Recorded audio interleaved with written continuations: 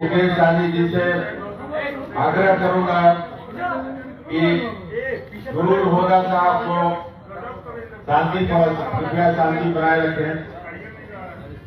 नूरुल होदा साहब को VIP party में ज्वाइन कराने की जो फॉर्मेलिटीज है उसको किया जाए।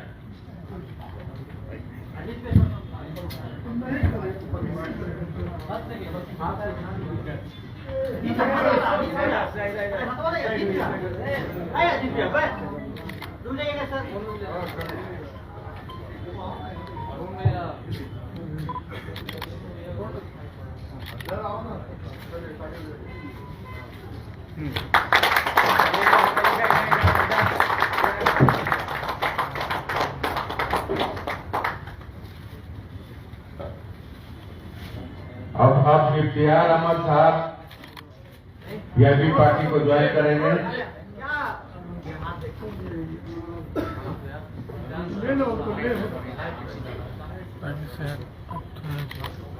इधर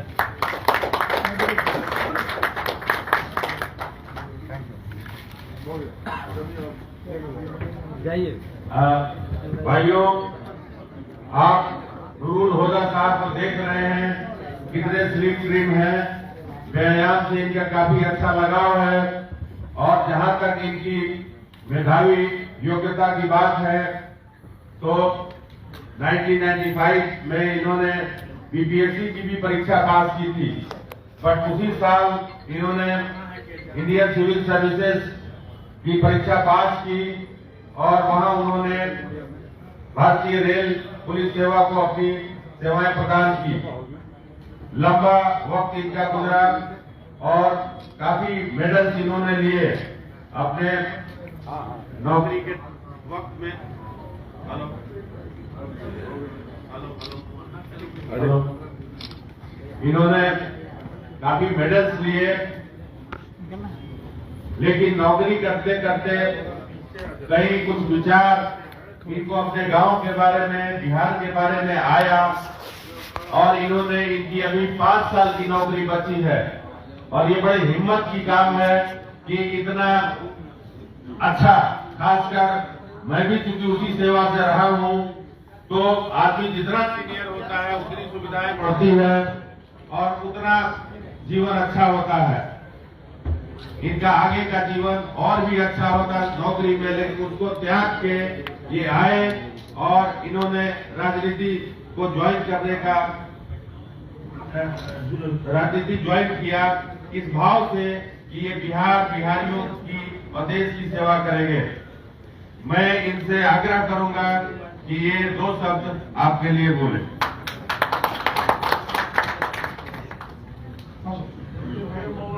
थोड़ा पीछे हटो, हम लोग नहीं हैं। आप सभी को मेरा नमस्कार, सलाम, आदाब। आदरणीय श्री मुकेश गांधी जी, हमारे सीनियर और पुलिस के कमिश्नर बीके सिंह जी, आप सभी लोग, मैं आज इस अवसर पे आप सबका आभार व्यक्त करता हूँ और आपसे प्रॉमिस करता हूँ कि मैं झूठ नहीं बोलूँगा, लेकिन आप शायद मानेंगे नहीं। तो इसलिए मैं अपनी बात आगे बढ़ाते हुए कहता हूँ कि मैं 3 पार्ट में आपको अपनी छोटी सी जर्नी जस्ट ब्रीफ में बताऊँ। पहला ये आपका सबका एक कॉमन प्रश्न होगा कि आपने राजनीति ज्वाइन क्यों की और वाई वीआईपी बनी।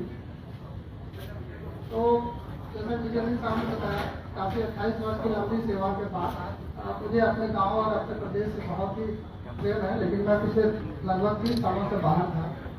तो अब मेरे पास वहाँ पर बहुत करने को कोई गुणात्मक या क्वालिटेटिव वर्क आ नहीं, बहुत सीनियर लेवल पे जाके आप बहुत ही जिसको कहते हैं ना, ऐसे टावर में आप बंद हो जाते हैं। तो मेरे अंदर एक वो था, खटखटाहट कह लीजिए कि कुछ करना है, समाज को लौट के जाके कुछ देना है।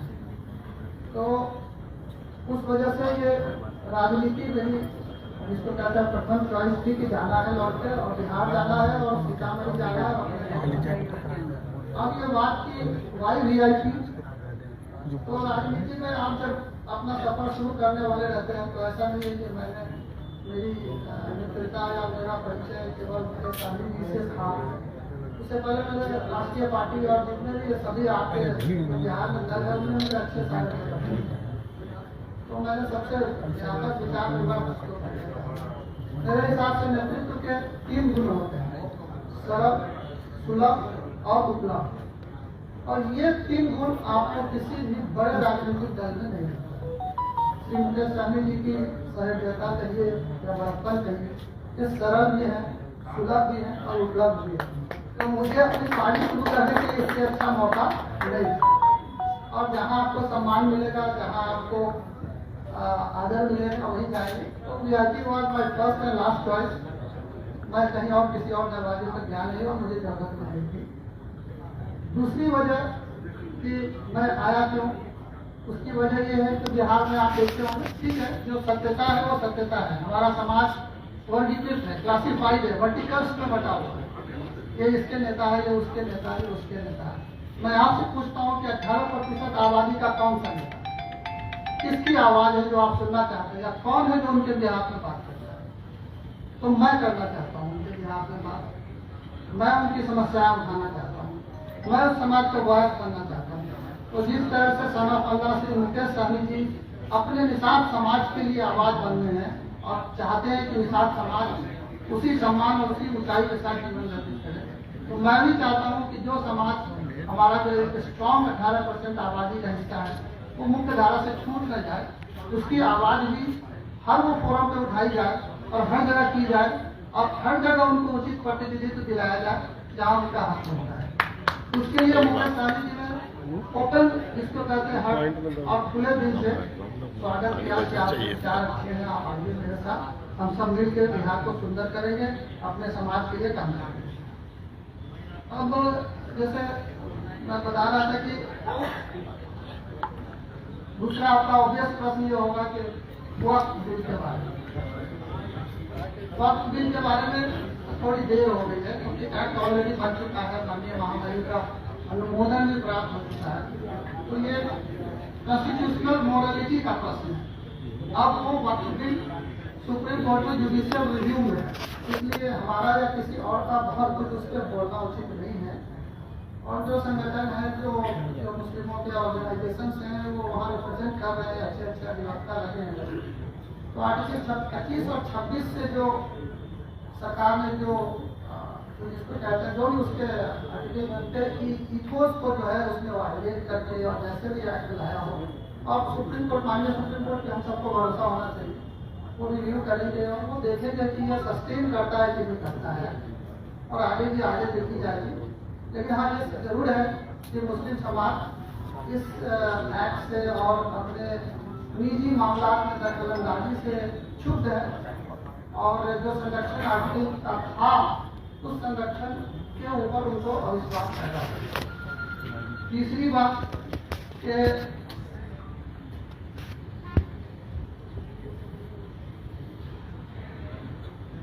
जो बीजेपी, जो हमारी मुख्य विपक्षी पार्टी है, तो आप देख रहे हैं पिछले कुछ दिनों में मादा और पसमादा की पॉलिटिक्स कर रहे हैं। मादा मतलब पहले वो महिलाओं के लिए ट्रिपल तलाक और कुछ लेके आए, एक्ट भी लेके आए।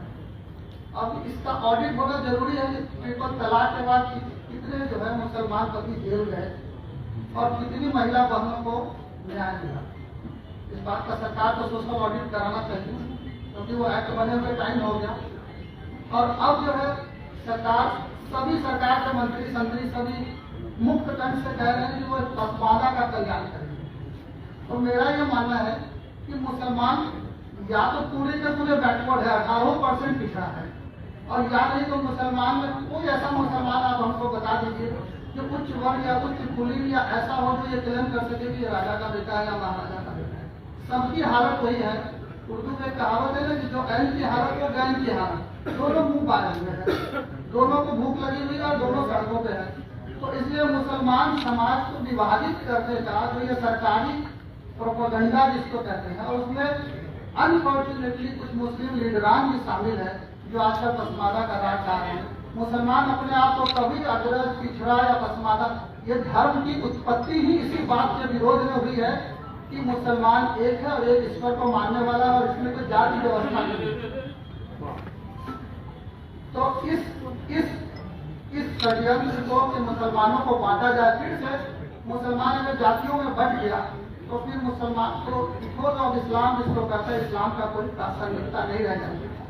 मेरा मुस्लिम संगठनों से खास करके जितने भी हमारे ऑर्गेनाइजेशन हैं, देवबंद हुआ, दारुल उलूम देवबंद हुआ, जमात इस्लामी हुआ, और India Muslim personal law board हुआ, हमारी समाज से शरिया हुई, शरिया हुई, उन सबसे मेरा अनुरोध है कि वो सिर्फ और सिर्फ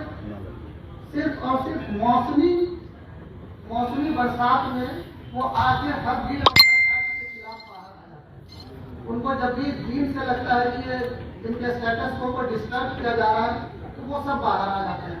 लेकिन जो सोशल रिफॉर्म का और जो इंटरनल रिफॉर्म का काम मुसलमानों के बीच होना चाहिए, हमारी किसी ऑर्गेनाइजेशन ने न डेयर किया, न हिम्मत किया और न उसको छूने की कोशिश की।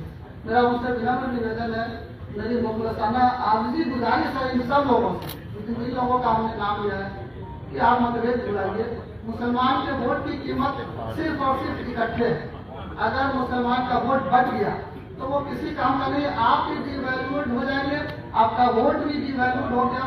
और इस बात की पूरी संभावना है कि आपकी वोट ऐसे भी आज की डेट में आपके वोट को इररेलेवेंट कर दिया गया। और इस इररेलेवेंसी को रोकने के लिए इकट्ठा होइए, जुड़िए और मुसलमान समझ के वोट करिए, मुसलमान समझ के जिंदा रहिए, समाज में वैसे ही जिए। Thank you very much.